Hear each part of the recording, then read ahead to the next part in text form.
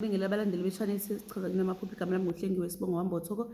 Nginesifiso sokuthi ngeke ngichaze nje enye into emfishane bakwethu ukuthi kunesimo lapho uthola ukuthi khona umuntu uphupha umuntu wakubo osanda kudlula emhlabeni, uthola ukuthi ulokhu emlandelele njalo umuntu wakubo noma ungcwatshiwe noma akakangcwatshi, uthola ukuthi usiyaqala usiyaziveza kuyena. Leyo nto leyo bakwethu uma yenzeka kanjalo, ngicela ukuthi lowo muntu onjalo ungamuzibi, zama ukuzixhumanisa naye ngoba usuke eseduzane kwakho, nanokuthi usuke esanda kufika kubantu asuke kubona, usuke ephuthumisa izinto zakhe ngesimo sakhe sokuthi le ndawo akuyona njengamanje yintsha kuyena, kodwa njengamanje umuntu amazi yena amthembayo nguwena. Uyabona, nguwena kuleso sigaba njengasamanje.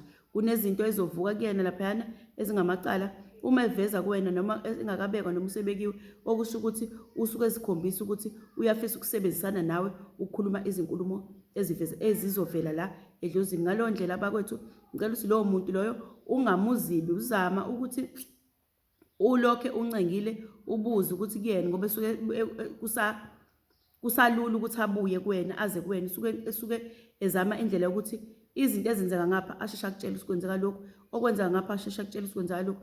Futhi kulula ukukulungisela izinto esuke esekhaya lakho ngoba usuke engenaso isikhathi eside hambile, kodwa futhi usuke nayo yonke uqonda kwasekhaya ukuthi ushiye kunjani, ushiye yini eyisuke iyonakele. Uzobuya vele akhulume ngezinto ozaziyo kade niphila naye ngazo nizenze. Ngaleyo ndlela ngicela ukuthi labo bantu abanjengalabo abathi made behambile, mase belokho befika behambe njengapheli ngisho insuku, ungapheli ngisho inyanga, mase lokho efika kuwena, lokho efika muzama ukumlandelela, umsukumele, ukuze ngoba usuke ekhuluma ngesimo sakhe nesimo sala ekhaya kanye nesimo asifice phambili akade angasazi. Uthola ukuthi uma efika kulabo bantu abasuke behambile baphambilini, ukulula ukuletha umyalezo kuwe ngabo, nanokuthi fanele uzame ukumlungisela ukuze yena afike njengesimo sengilo sesihlambulukile phezu kwakho, umlungisele ukuze laba abantu abalaphayana ukuthi nje mnaki, ukuze laba abantu abalaphayana kubo akhuluma nabo akwazi ukushesha akutshela ukuthi bacela lokho, bacela kahle kahle. Usuke efisa ukuthi engaba seduzane nawe, anamathele kuwena, abe yidlozi kuwena, ngoba isimo salapha afike khona akakasijwayele. Lento ifana nanokuthi uyibona nawe uma ukuthi umuntu usanda ngena ejele mhlawumbe noma uboshiwe, abantu abalaphana uyafika kubona, umuntu amjwayele uwena. Ngaleyo ndlela usuke edinga ukuthi wena ngathi ungaba seduzane naye, ngathi ungalokho umvakashele, athole lokho kuzwa noma athole lolo thando oluthize liqhamuka kuwena, yabona, ngezimo azobhekana nazo laphayana.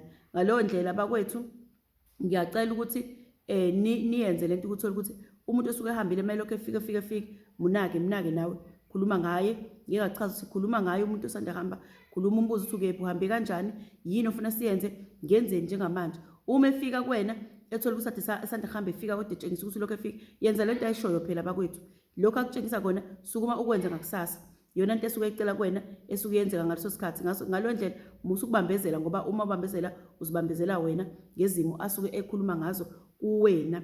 Uthola ukuthi kwesinye isikhathi uzokhuluma into eyonakalile kade imfihlo ekade ikhona la egcekeni, uthola ukuthi ayikhulunywa, mase vele ifika ethi uma ifika nje kuwena usiyabuya usiyakhuluma, ngoba uyabona ukuthi la ikhona njengamanje akukho ukwenza njalo lento isobala ngesimo abasenzile. Uzama manje ukuyisheshisa ayilungise, nawe phuthuma-ke umsize, nisizane, nikhulume lento nidlule kuyona, ukuze ungabi necala, ningabi nento ebambelele kuwena engapheli. Uyabona, musize nje, kangisho njalo ukuthi munake, sukumela lento ayishoyo uyenze. Ngabe ubekiwe noma ngabe akabekwa, uye bese abanye abantu bayaqala bekhulume bengakabekwa. Ngicela ukuthi leyo nto uyenze njengoba esuke esho akhulu, ngoba usuke ekhuluma ngezinto zakhona lapha ekhaya, yabona, asuka kuzona vele. Ngicela ukuthi leyo nto uma eyenzeka nje, uthola ukuthi umuntu wakini usanda kubekwa noma akakabekwa, kodwa useqala usiyavela kona amaphupho, ikhulume leyo nto, uzama ukuyilungisa ngokushesha. Yonke lento esuke eyisho isuke iyona bakwethu, ilungise, isukumele, wenze ngale ndlela asuke ethi yenza ngayo, ukuze ezolokhu aqhubeka esebenzisana nawe, ngoba usuke yilona dlozi eliphambili elikuthembayo, ngoba usuka kuwena nje vele ngalezo zinsuku. Abanye kade bakwazi, kade futhi balinda ungenzi lutho noma ningazi, noma mhlawumbe wawusayingane, kodwa lo suke kade sanekuhamba. Ngicela uwenze sure ukuthi uma efika kuwena zama ukusebenzisana naye, mayekutshela ukuthi yenza lokhu wenze, mayethi akukhulunywa indaba ethize ikhulumeni nisheshise, ngoba into ezokwenzeka uma le nto uziba uyoze efike naye laphana ayithole usenjani, usefakwa ngaphansi kwesimo sokuthi vele wena mawuthi kuthuma ekhaya lakho sihamba ukukhuluma indaba ethize akukho umuntu osukumayo. Shuthi vele isimo senzeka ekhaya lakho sayisimo vele enani ikhaya elingazwani. Ngalo ndlela amakuthiwa benzwani noma kuthiwa beningazwani, uma ifike ezisola kuwena ngesimo asenze, ngicela ungamvimbi, khuluma kube kukhulunywa into eyaphambili.